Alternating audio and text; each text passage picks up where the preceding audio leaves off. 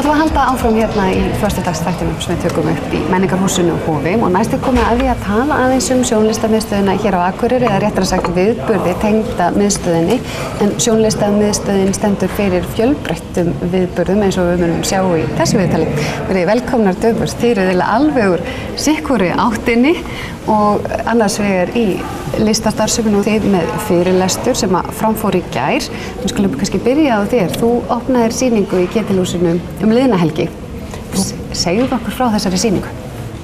Þetta svona listainnsetning á fyrirtæki sem svona sprotafyrirtæki 3-4 ára gamlu sem að vinna með íslensku jurtir og við setjum upp svona tilrauna þróunar vettvang þar sem við erum að pröfa vöruþróa nýjar vörur en við framleiðum matargjafavörur úr íslenskum jurtum og erum líka með verslun þarna sem við sýnum vörunar okkar og þetta svona lifandi. Við erum þarna á staðnum allar helgar en sýningin er opin.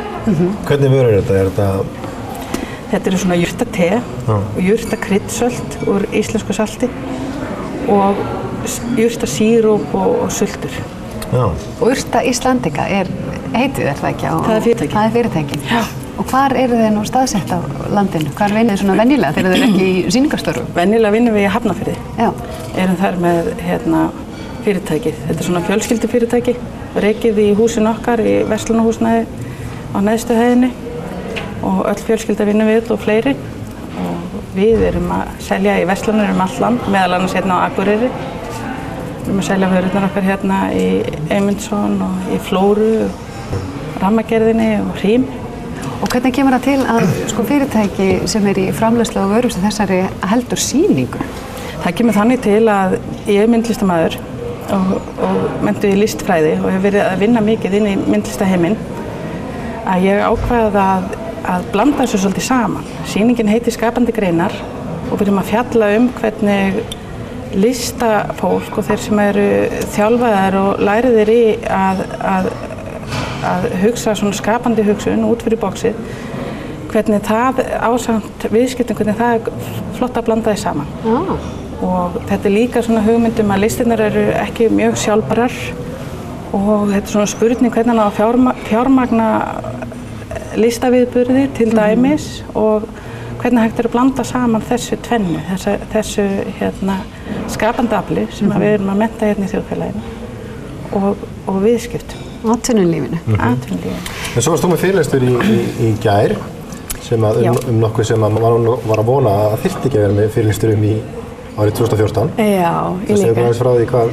Já, en það er kannski líka partur af því að við lifum árið 2014 og við erum í þessu markaðsvæta heimi og við erum svolítið að reyna að grípa í taumana. En ég er partur af þessum hugsjóna- og listahópi sem kallar sig Barningur og með Elínu Ingu Bragadóttur og Aroni Frey heiminsinni.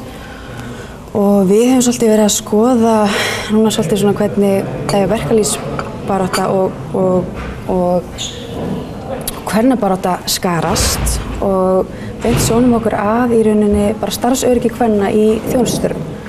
Og þetta byrjar rauninni með því að við opnum síðan að kynlegar athugasemdir þar sem að hrúast inn í rauninni frásagnir ungra kvenna í þjónustustörfum og þeirra að segja frá og við sjáum fljótt einhver svona megin línur í því að það er svona einhvern verið að sýna lítillækandi framkomu, það er kynferðislega áreitni og svona, kynlegar athugasemdir.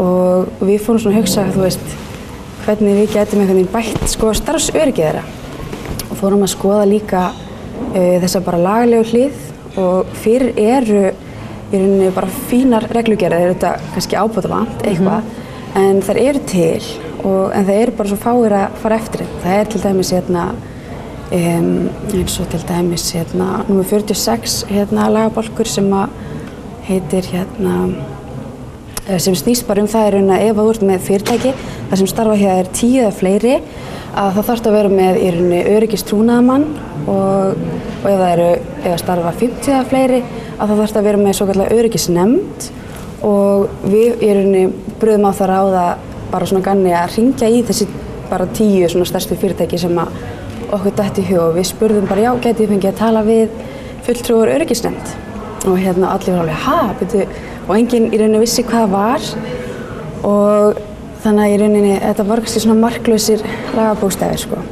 Þetta eru ágætis reglur en greinilega ekki verið að framfylgja. Já, ekki verið að framfylgja og þetta er eitthvað sem að gæti breytt þeirra umhverfi bara svo muni. En hvað er það sem að, sko þið hafið mestar áhyggjur af varðandi þá starfsöryggi kvenna? Hvers konar línu? Því þú sagðir að þið sæja ákveðna línu í lítillækkandi framkomu. Getur þú lýst í aðeins nánar hvað það er? Já, eins og á fyrirlestrum þá förum við yfir sko, það er bara svona, við lesum í rauninu, byrjum á því að taka bara drjúgan tíma í það að lesa bara þessar frásagnir. Af því ég held að það sé svo mikilvægt að gefa sér tíma í að lesa frásagnir fólks. Að það er svo mikill vitnisburður eitthvað ákveðið ástand. Og við hefum bara svona reynt að, þetta voru yfir 100 sögur, en við svona einhvern veginn reyndum að fækka þeim og settum í bara svona dálka því það var alltaf í rauninni sama sem við vorum að ræða og það er í rauninni bara þetta að þurfa að sanna sig frekar í starfi og það er bara kynferðislegt áreiti og einhvern veginn í bara gjörðum og orði sko. Og en það sem að við hugsum svona lausnamiða og þess vegna höldum við fyrirlestur af því við viljum fá sko bæjarbúa með okkur í að finna og hugsa lausnamiða, hvernig við getum bætt ástandið og við erum núna líka að fara að kynna sko átækið okkar sem heitir Virðingarvert og við verðum sérst með svona heimasíðu þar sem að er svona ákveðið manifesto og það er svona aðgerðaáætlun fyrir vinnuveitendur og svona ákveðin lína og bara fyrir þá sem að vilja hafa jafnrétti í hávegum